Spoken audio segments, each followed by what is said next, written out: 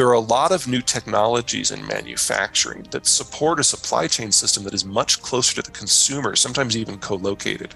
So when you take things like the ultra cheap stuff coming out of the shale fields that can be used to make more value-added products like plastics, that's a completely domestic supply chain. You marry that to something like, say, 3D printing, and anyone who has a warehouse can now also be a manufacturing center. So it's not so much that you have an Amazon distribution center close by and get products the next day.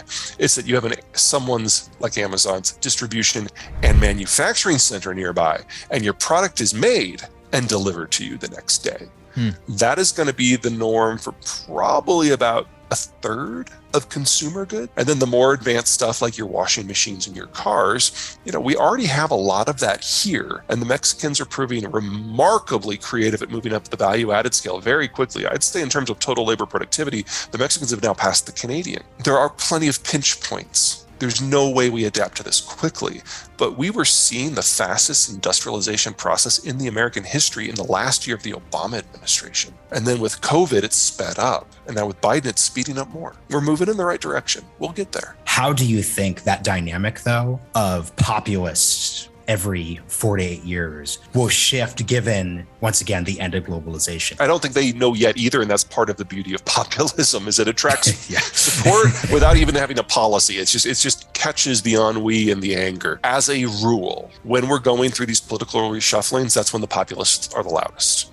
And as a rule, when we're done with the reshuffling, the populists are shoved back into the closet. What's going on right now is every faction wants to be the issue that is the litmus test for loyalty to the party. And so whether it's an issue on race or abortion or inequality, everyone is screaming. It usually takes 8 to 12 years for us to sort this out. We are now in year 7. So we have at least one more presidential cycle to go through, unfortunately. I can't do more than hazard a random guess as to what the factions will look like on the backside. But the idea that in a rapidly aging demographic, because we're aging too, that the rules of the past apply might be a bit of a reach. Well, it's when populations get older, they get a little bit more crotchety. And so I can see us at least for a few years, us getting a third party where the populists of the left and the populists of the right are more or less on the same page. And that won't be stable having 3 parties. It will always collapse back to 2. But for the first time in American history, one of those parties might actually be populist. We won't know for a few more years. But when I see people like Donald Trump and Joe Biden basically having exactly the same foreign policy and economic policy, I can see that working. Urbanization and general demographic movement, both in country and among countries. So obviously a hallmark of globalization has been mass immigration. And obviously populism pushes against that, maybe here in the West, but that's not, look, even then we still have massive numbers of immigrants relative to our past. I think that's going to slow down, unfortunately.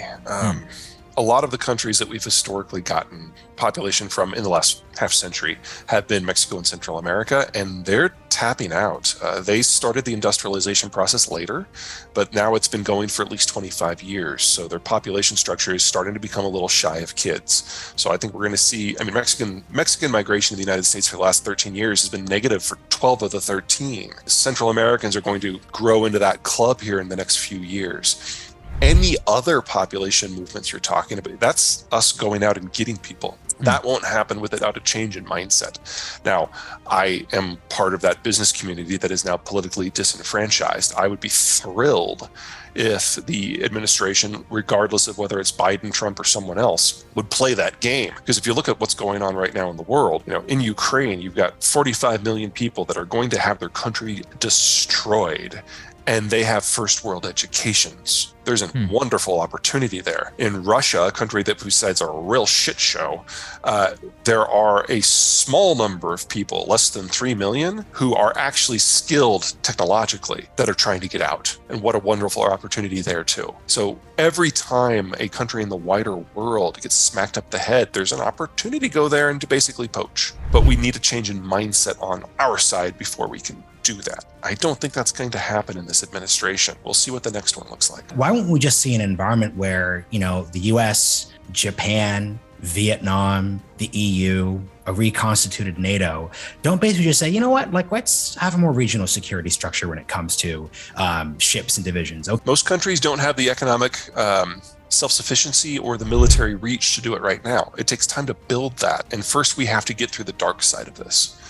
So first we have deglobalization. First we have the American withdrawal. First we have the Chinese collapse. And as all that is going on, new powers will rise, but not tomorrow. Probably not this decade. The ones that are most likely are Turkey, Japan, France, and Argentina. They've kind of got the magic mix of demographic flexibility or strategic reach or an ability to interface with raw materials suppliers and markets, or maybe just have a good partnership with the United States. But that doesn't happen overnight. Now, Japan has been aging slowly for a long time. And don't get me wrong, they are still the world's oldest country, but the pace of their aging has been surpassed by dozens of other countries now. And they have managed to not just automate a lot of their industry successfully, they did it in an environment before there was a capital crunch, so it's already in place.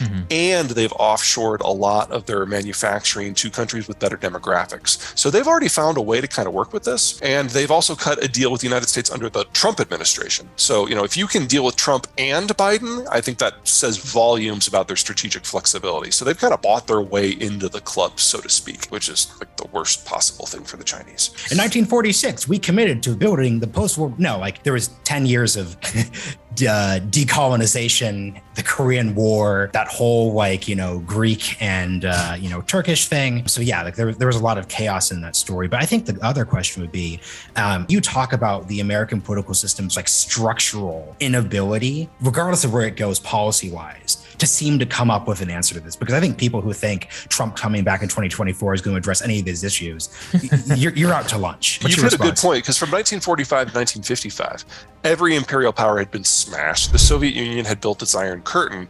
And for 10 years, we had the United States at the height of its relative power versus the world. Most of the world was devastated. And it still took 10 years to build out the system we now know. We're doing anything that might come out of this now. The United States has gone home. Its military is inappropriate for the job. Its economy is renationalizing, and its politics are in a dither. There isn't anyone out there that has the capacity to displace or replace the United States on the global stage.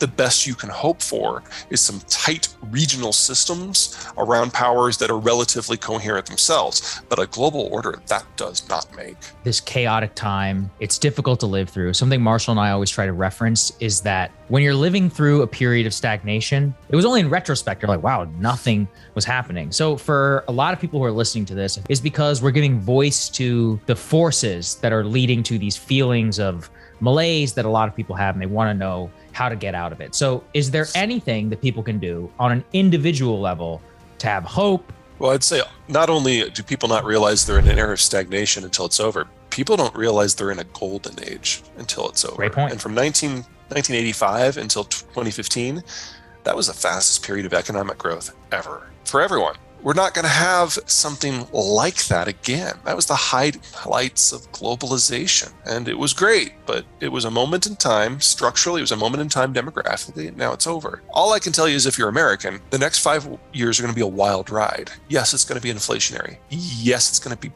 probably also going to be record growth rates.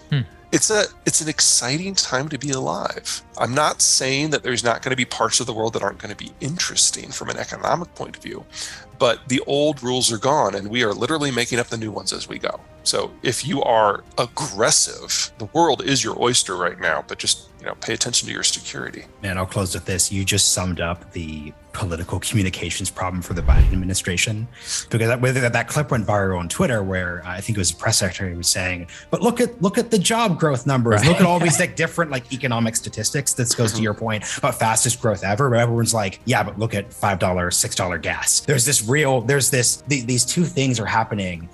In the 70s, when you have high inflation, the economy was also kind of in the crapper. So seeing these both at the same time does not produce a coherent we don't have a framework. Message. We're used to oil going up when the dollar goes down and vice versa, and now they're doing this. And that is devastating for a lot of people, but not here. Mm-hmm.